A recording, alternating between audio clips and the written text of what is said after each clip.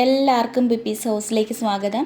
ഇന്ന് ഞാൻ വന്നിരിക്കുന്നത് ചപ്പാത്തി, അപ്പം, പത്തിരി തുടങ്ങിയവയുടെയൊക്കെ കൂടെയും ചോറിൻ്റെ കൂടെയൊക്കെ കഴിക്കാൻ പറ്റിയ ചെറുപയറും ഉരുളക്കിഴങ്ങും വാഴയ്ക്കയും കൂടി ചേർത്തിട്ടുള്ള ഒരു കറിയുടെ റെസിപ്പി ആയിട്ടാണ് കേട്ടോ.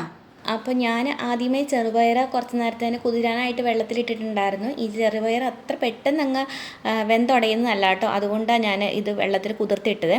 അപ്പോൾ എന്നിട്ട് കഴുകി മാറി ഇത് കുക്കറിലിട്ടിട്ട് നെകക്കേനേക്കാളും കുറച്ചുകൂടെ കൂടുതൽ വെള്ളം ഒഴിച്ച് ഒരു ടീസ്പൂൺ ഉപ്പ് കൂടി ചേർത്തിട്ട് ഒരു 3 വിസിലടുപ്പിച്ചെടുക്കുകയാണ് കേട്ടോ. ഈ കുക്കർ വിസിലടിച്ച് കാറ്റൊക്കെ പോണ നേരത്തെ ഞാൻ 2 വലിയ ഉരുളക്കിഴങ്ങും 2 ഏത്തക്കായും അരിഞ്ഞ് വെച്ചിട്ടുണ്ടായിരുന്നു. അപ്പോൾ കുക്കറിൻ്റെ കാറ്റ് പോയി കഴിഞ്ഞപ്പം ഇത് ഞാൻ ഇതിലേക്ക് ചേർത്ത് കൊടുക്കുകയാണ് കേട്ടോ. ഏത്തക്കായ ഇല്ലാന്നുണ്ടെങ്കിൽ സാധാരണ കറി വെക്കണ വാഴക്കയൊക്കെ ഉണ്ടല്ലോ, സാധാരണ ചെറുപഴത്തിൻ്റെ കായാണെങ്കിലും കുഴപ്പമൊന്നുമില്ല. അത് കുറച്ച് കൂടുതൽ എടുക്കണമെന്നേ ഉള്ളൂ, ചേർത്ത് കൊടുക്കാം കേട്ടോ. ഈ കായൊക്കെ കൂടി ഇട്ട് കഴിഞ്ഞപ്പോഴേക്കും കുറച്ച് വെള്ളം കുറവ് പോലെ തോന്നി, അതുകൊണ്ട് കുറച്ചുകൂടി വെള്ളം ഒഴിച്ച് കൊടുക്കുന്നുണ്ട്. എന്നിട്ട് ഒരു 1/2 ടീസ്പൂണിനടുത്ത് മഞ്ഞൾപ്പൊടിയും കൂടി ചേർത്തിട്ടൊന്ന് ഇളക്കി കൊടുത്തിട്ട് ഒരു 2-3 വിസിലും കൂടി അടുപ്പിച്ചെടുക്കാം കേട്ടോ.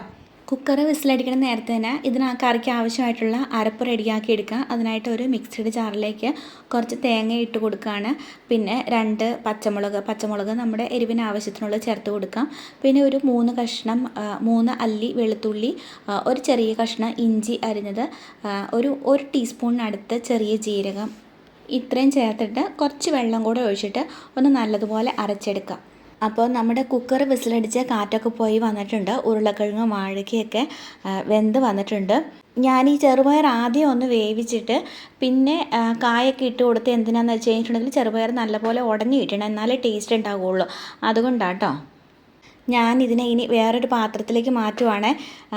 സത്യം പറഞ്ഞു കഴിഞ്ഞാൽ ഇത് കുക്കറിൽ തന്നെ ആക്കിയാലും മതി, പക്ഷേ ഇതിന് കുക്കറിൽ നിന്ന് മാറ്റി വേറൊരു പാത്രത്തിലേക്ക് ആക്കി കഴിഞ്ഞാൽ എനിക്കൊരു തൃപ്തിയുള്ളൂ. അതുകൊണ്ടാണ് ഇങ്ങനെ ചെയ്യണം കേട്ടോ. സ്റ്റവ് ഓണാക്കിയിട്ടുണ്ട്. ഞാൻ ഈ കുക്കറിലേക്ക് ഇച്ചിരി വെള്ളം ഒഴിച്ചൊന്ന് ചുറ്റിച്ചിട്ട് ഒഴിച്ചു കൊടുക്കുകയാണ് കേട്ടോ. കുക്കറിൽ ഇതിൻ്റെ എന്തെങ്കിലുമൊക്കെ അംശം ഉണ്ടെങ്കിൽ പോന്നോളൂല്ലോ, അതിന് വേണ്ടിയിട്ടാണ്. ഇതൊന്ന് തിളച്ച് തുടങ്ങുമ്പം നേരത്തെ റെഡിയാക്കി വെച്ചിരുന്ന അരപ്പ് ചേർത്ത് കൊടുക്കാം. എന്നിട്ട് ഈ മിക്സിയുടെ ജാറിലും കുറച്ച് വെള്ളം ഒഴിച്ചൊന്ന് ചുറ്റിച്ചിട്ട് ഇതിലേക്ക് ചേർത്ത് കൊടുക്കാം കേട്ടോ. നമുക്ക് ഏത് രീതിയിൽ ചാറ് വേണോ ആ ഒരു പരുവത്തിന് വെള്ളം ഒഴിച്ചു കൊടുക്കാം കേട്ടോ. ചിലർക്ക് കുറുക്കിയിരിക്കുന്നതായിരിക്കും ഇഷ്ടം, ചിലർക്ക് നല്ല ലൂസായിട്ട് ചാറ് വേണം. അപ്പോൾ ആ രീതിയിൽ വെള്ളം ചേർത്ത് കൊടുക്കാം. എനിക്കൊന്ന് കുറച്ചൊരു കുറുകിയ രീതിയിൽ ചാറായിട്ടിരിക്കുന്നതാണ് ഇഷ്ടം കേട്ടോ. ഇനി ഇതിനെ ഒന്ന് തിളപ്പിച്ചെടുക്കാം. തിളപ്പിച്ച ഒരു 5 മിനിറ്റ് നേരത്തെ തന്നെ തിളപ്പിക്കാനായിട്ട് വെക്കാം.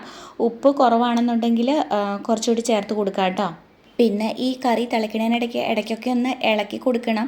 അരപ്പൊക്കെ ഒന്ന് അടി പിടിക്കാൻ സാധ്യതയുണ്ട് കേട്ടോ. അപ്പോൾ നമ്മുടെ കറി ഇവിടെ തിളയ്ക്കാൻ തുടങ്ങിയിട്ട് ഒരു 5 മിനിറ്റ് നേരം ആയിട്ടുണ്ട്. ഇനി സ്റ്റവ് ഓഫ് ചെയ്യാം. അതിനുശേഷം കടുക് പൊട്ടിച്ച് ഒരു ഇച്ചിരി സവാള ഇട്ട് വഴറ്റി, സവാളയ്ക്ക് പകരം ചെറിയുള്ളി ആണെങ്കിലും മതി. പിന്നെ 2 തണ്ട് കറിവേപ്പിലയും കൂടി ഇട്ടൊന്ന് വഴറ്റിയിട്ട് കറിയിലേക്ക് ഒഴിച്ചു കൊടുക്കുക. എന്നിട്ട് കറി മൂടി വെക്കാം കേട്ടോ. നമ്മൾ സെർവ് ചെയ്യണം നേരത്തെ ഇളക്കിയെടുത്താൽ മതിയേ. പിന്നെ ഞാൻ ഈ കറിക്ക് വേണ്ടിയിട്ട് അരപ്പ് റെഡിയാക്കുന്ന നേരത്ത് 2 കറിവേപ്പില കൂടി ഇട്ട് കൊടുത്തിട്ടുണ്ടായിരുന്നു. 2 തണ്ട് കറിവേപ്പില കൂടി ഇട്ട് കൊടുത്തിട്ടുണ്ടായിരുന്നു. ഞാൻ നേരത്തെ പറയാൻ വിട്ടുപോയി കേട്ടോ. അപ്പം നമ്മുടെ ചെറുപയർ ഉരുളക്കിഴങ്ങ് വാഴയ്ക്ക കറി ഇവിടെ റെഡിയായി വന്നിട്ടുണ്ട്. വളരെ ടേസ്റ്റി ആയിട്ടുള്ള ഒരു കറിയാണിത് കേട്ടോ. അപ്പം, പത്തിരി, ചപ്പാത്തി തുടങ്ങിയവയുടെയൊക്കെ കൂടെയും ചോറിൻ്റെ കൂടെയൊക്കെ കഴിക്കാൻ പറ്റിയ ഈ കറി നിങ്ങളെല്ലാവരും ട്രൈ ചെയ്യണേ.